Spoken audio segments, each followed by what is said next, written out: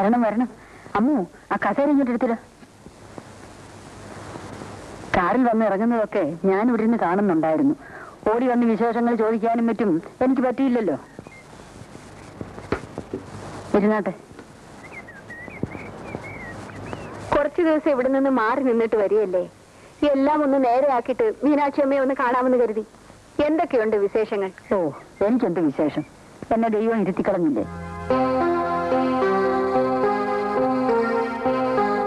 അതൊക്കെ ആരെയാ നോക്കുന്നത്? പരിചയമില്ലാത്ത ഒരു പെൺകുട്ടി ഇവിടെ കണ്ടതുപോലെ തോന്നി. ആരാ അത്? ഗീതയായിരിക്കും. അവൾ ഓഫീസിൽ പോയിരിക്കുക. അവിടുത്തെ കുഞ്ഞിന്റെ ഓഫീസിലെ സ്റ്റെനോയാ. ഇവിടെ എങ്ങനെ വന്നു? അവൾ എന്റെ ഇളയ സഹോദരന്റെ മകളല്ലേ. ഓഹോ, അങ്ങനെയാണോ? അവളുടെ അമ്മ മരിച്ചുപോയി. അച്ഛൻ മാത്രമേ ഉള്ളൂ. അവനും കൊട്ടാരക്കരയാ. കൊട്ടാരക്കര കോടതിയിൽ ഞാൻ ഇരുന്നിട്ടുണ്ടല്ലോ. അവിടെ ഏത് ഭാഗത്തായിട്ടാ? പുലമൻ ജംഗ്ഷനിൽ തന്നെയാ. കൊച്ചുവിലെ അച്യുതന്നായെന്ന് പറഞ്ഞ ആരും അറിയും. ഒരു UP സ്കൂൾ അധ്യാപകനായിരുന്നു. ഇപ്പൊ പെൻഷനായി. ഓഹോ.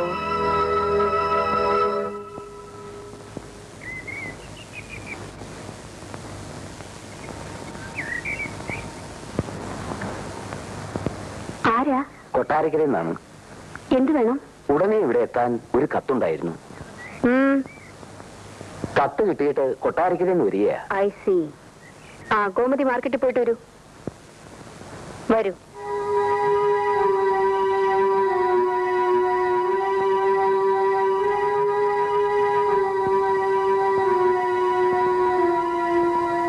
കൊട്ടാരക്കര പുലമൺ ജംഗ്ഷനിൽ കൊച്ചുവിളയിൽ അച്യുതൻ നായർ അല്ലേ? അതെന്റെ വിലാസമാണ്. എഴുതിയത് ഞാനാണ്. ഉടനെ വരണമെന്ന് എഴുതിയിരുന്നു. എന്തിനാണാവോ? നിങ്ങളുടെ മകളെ അടുത്ത വീട്ടിലാണ് താമസിപ്പിച്ചിരിക്കുന്നത് അല്ലേ? അതെ. എന്റെ മകൻ ഇവിടെ ഉള്ളത് കൊണ്ടായിരിക്കും. മനസ്സിലായില്ലല്ലോ. മകൾക്ക് പ്രമോഷൻ വേണമെങ്കിൽ വേറെ മാർഗം നോക്കണം. എന്റെ മകനെ കയ്യിലെടുത്തിട്ടാണെങ്കിൽ അത് നടക്കില്ല. ഇപ്പൊ ഒട്ടും മനസ്സിലായില്ല. അവളെ ഇന്ന് തന്നെ ആ വീട്ടിൽ നിന്ന് കൊണ്ടുപോകണം. എന്റെ മകന്റെ ഓഫീസിൽ ജോലി ചെയ്യാനും ഞാൻ സമ്മതിക്കില്ല. അതിപ്പോ അവള് താമസിക്കുന്നത് അവളുടെ അപ്പച്ചിയുടെ വീട്ടിലാണ്. ജോലി ചെയ്യുന്നത് സർക്കാർ ഓഫീസിലും. ഈ രണ്ട് സ്ഥലങ്ങളിലും നിങ്ങളുടെ സമ്മതം ആവശ്യമാണോ? ഇക്കാരം പറയരുത്. എന്റെ മകന്റെ നേരെ കയ്യും കലാശവും കാണിക്കുന്ന ഒരുത്തി എന്റെ ബംഗ്ലാവിന്റെ മുമ്പിൽ താമസിക്കുവാനോ അവന്റെ ഓഫീസിൽ ജോലി ചെയ്യാനോ പാടില്ല. കയ്യും കലാശവും കാണിച്ചെന്നോ? ഞാൻ കണ്ട കാര്യമാണ് പറഞ്ഞത്. ആരും പറഞ്ഞറിഞ്ഞല്ല. പക്ഷെ ഞാൻ വിശ്വസിക്കില്ല. ഞാൻ അവളെ അങ്ങനെ അല്ല വളർത്തിയത്. താൻ വളർത്തിയതിന്റെ വിശേഷമാണ് ഇപ്പൊ പറഞ്ഞത്. കണ്ട തേവിടിച്ചുകളൊന്നും എന്റെ മകനെ വലവീശി പിടിക്കാൻ ഞാൻ സമ്മതിക്കില്ല. എന്റെ മകളെ പറ്റി ഇപ്പൊ പറഞ്ഞത് നിങ്ങളുടെ അന്തസ്സിന് ചേർന്നതായിരിക്കും. പക്ഷെ എന്റെ അന്തസ്സിന് ചേർന്നതല്ല. അതുകൊണ്ട് ഞാൻ മറുപടി പറയുന്നില്ല. തന്റെ ഒരു അന്തസ്. വരുന്നൊരു UP സ്കൂൾ അധ്യാപകൻ എന്താണോ അന്തസ്? നിങ്ങൾക്കത് മനസ്സിലാവില്ല. കാരണം ശിക്ഷിക്കലായിരുന്നു നിങ്ങളുടെ തൊഴിൽ. ഞാൻ പഠിപ്പിക്കുകയായിരുന്നു. ഓ, ഒരു വിജ്ഞാനകോശം. അല്ല, പഠിപ്പിക്കുന്ന ആളിനെ വിജ്ഞാനകോശം എന്നല്ല പറയുന്നത്, അധ്യാപകനെന്നാ. ഒരു അധ്യാപകനായി എനിക്ക് നിങ്ങളുടെ ഭാഷയിൽ സംസാരിക്കാൻ അറിയാം. എന്നിട്ടും ഞാൻ സംസാരിക്കാത്തതെന്താണെന്ന് അറിയാമോ? പ്രാണഭയം കൊണ്ട്. വിവരദോഷം പറയാതെ കൊണ്ടുവന്നവരെ പെമ്പറിനോരോ കുറെ കൂടി ബഹുമാനപൂർവ്വം സംബോധന ചെയ്യേണ്ടതാണ്.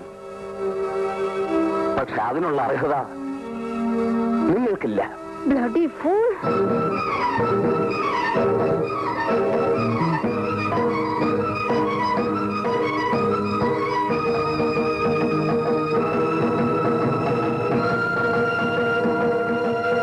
ഭയപ്പെടണ്ട. നിങ്ങൾ പറഞ്ഞ വാക്ക് ഞാൻ തിരിച്ച് പറയില്ല. വരട്ടെ.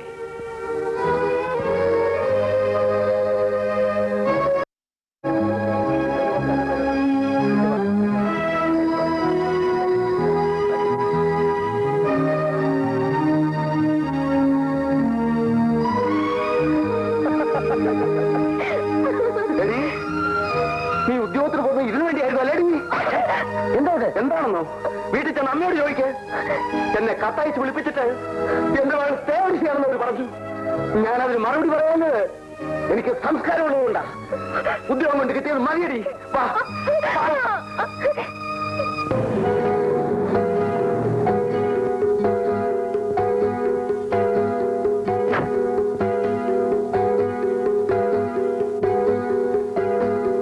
ഗീതയുടെ അച്ഛൻ ഇവിടെ വന്നിരുന്നോ? ഏത് ഗീത? അച്ഛൻ ഇവിടെ വന്നിരുന്നോ ചോദിച്ചേ. നീ എന്നെ ചോദ്യം ചെയ്യുന്നു? ആരാടാ ഈ അച്യുതൻ നായർ എന്ന് പറയുന്ന നരപ്പാളി? ഞാൻ സ്നേഹിക്കുന്ന പെണ്ണിന്റെ അച്ഛൻ. റിട്ടയർഡ് ജഡ്ജി വസുന്ധര മേനന്റെ മകനെ സ്നേഹിക്കാൻ വെറും ഒരു പീറവാദ്യാരുടെ മകളോ? ലജ്ജയില്ലേ നിനക്കിത് പറയാൻ? ജഡ്ജും വാദ്യാരൊന്നും ഇവിടെ പ്രശ്നമല്ല. ഞാൻ സ്നേഹിക്കുകയും എന്നെ സ്നേഹിക്കുകയും ചെയ്യുന്ന പെണ്ണിന്റെ കാര്യം പറഞ്ഞ ധിക്കാരമോ? ഞാൻ പ്രസവിച്ച് പൊന്നുപോലെ വളർത്തിക്കൊണ്ടുവന്ന നിനക്ക് എന്റെ മുഖത്ത് നോക്കിയിട്ട് പറയാൻ എന്നാ ധൈര്യം വന്നു? വിശദീകരണങ്ങളൊക്കെ നമുക്ക് പിന്നീടാവാം. അച്യുതനായർ വന്നിട്ട് എന്തുണ്ടായെന്ന് പറയൂ. ഇന്നോളം ഒരുവനും എന്റെ മുഖത്ത് നീ പറഞ്ഞിട്ടില്ലാത്ത ആഭാസതകളെല്ലാം വിളിച്ചു പറഞ്ഞിട്ട് പോയി. വടി കൊടുത്ത് അടി വാങ്ങിയെന്ന് പറയൂ. ഇല്ലെങ്കിൽ കൊട്ടാരക്കര ആ മനുഷ്യൻ ഇവിടെ വന്ന് ഈ ബംഗ്ലാവിൽ കയറിയെന്ന് അമ്മയോട് പറഞ്ഞിട്ട് പോവില്ല. ഞാൻ പോയി ആ മനുഷ്യനോട് അമ്മയ്ക്ക് വേണ്ടി മാപ്പി ചോദിച്ചിട്ട് വരാം. നീ എവിടെ പോന്നു? പറഞ്ഞില്ലേ മാപ്പി വയ്ക്കാനെന്ന്. നീ എന്റെ മുഖത്ത് തുപ്പരുത്. തുപ്പുന്നിടത്ത് മുഖം വെക്കരുത്. പോയിട്ട് വരാം. ബാക്കി കാര്യങ്ങൾ വന്നിട്ട് സംസാരിക്കാം. നീ പോകരുത്. പോവും. ബാല, അമ്മ സ്വയം മറക്കരുത്. Give respect and take respect.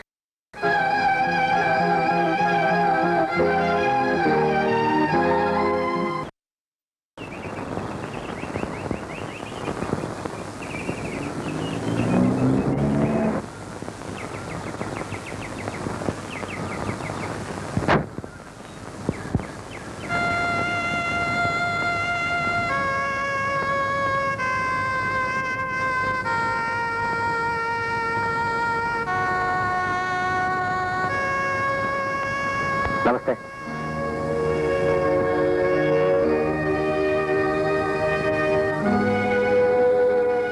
ഗീതയുടെ ഞാൻ അങ്ങയോട് മാപ്പ് ചോദിക്കാനാണ് വന്നത്. മാപ്പോ? എന്റെ അമ്മ എന്തെങ്കിലുമൊക്കെ അനാവശ്യങ്ങൾ പറഞ്ഞിരിക്കും. അതിന് അമ്മയ്ക്ക് വേണ്ടി ഞാൻ മാപ്പ് ചോദിക്കുന്നു. നിങ്ങളുടെ അമ്മ എന്തൊക്കെയാണ് എന്നോട് പറഞ്ഞതെന്നറിയാമോ? ക്ഷമിക്കണം, അമ്മ ഒരു പ്രത്യേക സ്വഭാവകാരിയാണ്. എല്ലാവർക്കും ഉണ്ട് മനുഷ്യ പ്രത്യേക സ്വഭാവങ്ങൾ. എനിക്കുമുണ്ട്. എന്നിട്ട് ഞാൻ ക്ഷമിച്ചത്. ദയവ് ഇത് അതൊക്കെ മറക്കണം. മനസ്സിന് വിഷമമുള്ള കാര്യങ്ങൾ വീണ്ടും വീണ്ടും ഓർമ്മിക്കാതിരിക്കുകയും പറയാതിരിക്കുകയും ചെയ്യുന്നില്ല ഭംഗി.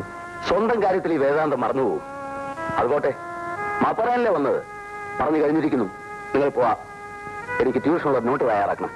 ഒരു കാര്യം കൂടെ പറയാനുണ്ട്. അത് കുറച്ചുകൂടി കഴിഞ്ഞ് പറഞ്ഞാൽ മതിയെന്നാണ് കരുതിയിരുന്നത്. ഉണ്ടായത് എന്തൊക്കെയാണെന്ന് ഗീത പറഞ്ഞിരിക്കും. എന്തൊക്കെയോ പറയുന്നത് കേട്ടു. അപ്പോൾ പിന്നെ വിശദീകരണത്തിന്റെ ആവശ്യമില്ല. ഗീതയെ എനിക്ക് വിവാഹം ചെയ്തു തരണം. നിങ്ങൾ എന്താ പറഞ്ഞത്? ഞങ്ങൾ പരസ്പരം സ്നേഹിക്കുന്നു. ഞങ്ങളുടെ വിവാഹം നടത്തി. വിവാഹവും എന്റെ ഈ ശരീരത്തിൽ ജീവനുണ്ടെങ്കിൽ മോളെ, അച്ഛൻ എന്നോട് സ്നേഹമുണ്ടെങ്കിൽ നിന്നെ പേരടിശിന്ന് വിളിച്ച സ്ത്രീ അവിടെയുള്ളത്. ഞാൻ അങ്ങനെയല്ലെന്നറിയാവുന്ന ഒരു പുരുഷൻ കൂടി അവിടെ ഇല്ല അച്ഛാ. എന്റെ ബാലേട്ടൻ. മോളെ, അവരൊക്കെ വലിയവരാ, നമ്മൾ പാവങ്ങളാ. അതിന്റെ ബുദ്ധിമുട്ട് ഗീത അനുഭവിക്കേണ്ടി വരില്ല. അനുഭവിക്കേണ്ടി വന്നാൽ തന്നെ സാരമില്ല അച്ഛാ. സഹിക്കാൻ എനിക്കറിയാം. മരിച്ചുപോയ അമ്മയെ ഓർത്തെങ്കിലും അച്ഛനെതിരെ പറയരുത്.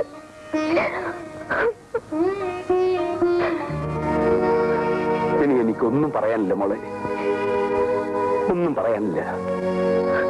എന്റെ വീട്ടിൽ നിന്ന് ആരെങ്കിലും വരും. എന്നിട്ട് വിവാഹത്തെ നിശ്ചയിച്ചാൽ മതി. ഞാൻ മറ്റേ സാർ പറ്റകില്ല.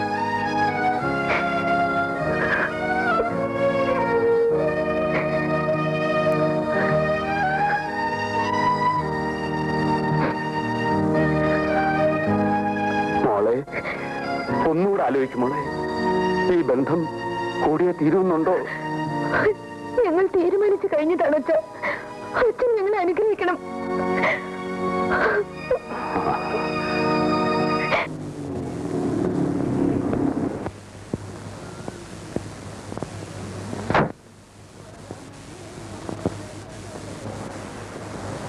നിൽക്കവിടെ.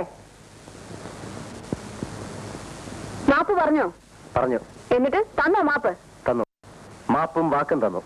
വാക്കോ? അതെ, മകളെ വിവാഹം ചെയ്തു തരാമെന്ന് വാക്ക് തന്നു. പ്ലീസ്, അമ്മയ്ക്ക് പ്രഷറിന് അസുഖമുള്ളതാണ്. കൂടുതൽ സ്ട്രെയിൻ എടുത്താൽ ബുദ്ധിമുട്ട് എനിക്കാണ്. ആശുപത്രി ഇരിക്കാൻ ഞാൻ വേണം. മരിക്കട്ടടാ, എനിക്കിനി ജീവിച്ചിരിക്കണമെന്ന് ആഗ്രഹമില്ല.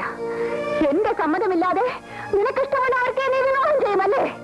ആ ചോദ്യം ഒന്ന് തിരിച്ചിട്ടൂടെ അമ്മേ? ഞാൻ വിവാഹം ചെയ്യാൻ പോകുന്ന പെണ്ണിനെ അമ്മ അങ്ങോട്ട് ഇഷ്ടപ്പെട്ടാൽ കാര്യം തീർന്നില്ലേ? നീ വിവാഹം ചെയ്യാൻ പോകുന്ന ആരെയാണെന്ന് ഞാൻ നിശ്ചയിച്ചിട്ടുണ്ട്. അവർക്ക് വാക്കും കൊടുത്തിട്ടാണ് ഞാൻ പോകുന്നത്. അവിടല്ലേ കുഴഞ്ഞു പോയത്? അമ്മ ഈ വാക്ക് മാറ്റി പറയണ്ടേ? ഞാൻ വാക്ക് മാറ്റാനോ? നിന്നെ പ്രസവിച്ചത് ഞാനാണെങ്കിൽ കൊടുത്ത വാക്കിന് മാറ്റം ഉണ്ടാവില്ല. ഇതിപ്പോ ആകെ കുഴയല്ലേ അമ്മേ? അല്ല, അമ്മ കണ്ടുവച്ചിരിക്കുന്ന പെണ്ണ് ഏതാണെന്ന് അറിയാത്തത് കൊണ്ടാണ് നീ ഇങ്ങനെയൊക്കെ പറയുന്നത്. ഏതാണാവോ പെണ്ണ്? ഉന്നേറ്റന്റെ സഹോദരി രാധിക. വെരി ഗുഡ്, നല്ല പെണ്ണ്. വിദ്യാഭ്യാസമുണ്ട്, സൗന്ദര്യമുണ്ട്, സ്വത്തുണ്ട്, കുടുംബ പാരമ്പര്യമുണ്ട്. ഇനി എന്ത് വേണം? സ്നേഹം വേണം. അതില്ലമ്മേ. സ്നേഹിക്കുന്നത് ഞാനും ഗീതയും തമ്മിലാണ്. ഗീത അവളുടെ പേരവിടെ വേണ്ടി പോരുത്. ഞാൻ ജീവിച്ചിരിക്കുമെങ്കിൽ അവളവിടെ വരില്ല. ഞാൻ ജീവിച്ചിരിക്കുമെങ്കിൽ അവളിവിടെ വരും. ബാല, ചേച്ചിക്ക് എന്ത് വേണം? നിനക്ക് അമ്മയുടെ മുന്നിൽ ഒന്ന് തോറ്റു കൊടുത്തൂടെ? നമ്മുടെ അമ്മയല്ലേ. അമ്മയുടെ മുന്നിൽ തോൽക്കുന്ന മക്കൾക്ക് നന്മ മാത്രമേ ഉണ്ടാകൂ. ഈ സാരോപദേശം ചേച്ചിയുടെ കാര്യം വന്നപ്പോ എവിടെ പോയി? അന്ന് അളിയനും ചേച്ചി സ്നേഹപരവശരായി നടന്നിരുന്ന കാലത്തും അമ്മ എതിരല്ലായിരുന്നോ? അന്നെന്താ ചേച്ചി വിട്ടു കൊടുക്കായിരുന്നേ? അവരുടെ ഇതുപോലെ ആയിരുന്നോടാ. ഇത് വെറും ഒരു പറട്ട ആദ്യരുടെ മകൾ. ഒരു വെടക്ക ചേച്ചിയുടെ മകൻ എന്ന് അവര് പറഞ്ഞാലോ? ബാല, എന്താ പറഞ്ഞൂടെ? പറഞ്ഞാൽ ഒരു ചുക്കം ചെയ്യാൻ പോകുന്നില്ല. എന്തൊക്കെയോ ചെയ്ത് കളയാമെന്ന് തോന്നിയേക്കും. അത് പഴയ അധികാരത്തിന്റെ ഗർവാണ്. ബാല, നീ ആരോടാ സംസാരിക്കുന്നതെന്ന് അറിയാമോ? നമ്മളെ പ്രസവിച്ച അമ്മയോടാ. ചേച്ചി, പ്രസവിച്ചത് കൊണ്ട് മാത്രം അമ്മയാവില്ല. അകവും പുറവും നിറയെ അലിവും സ്നേഹവും വേണം. അതാണ് അമ്മ. എനിക്കൊന്നുമില്ലടാ.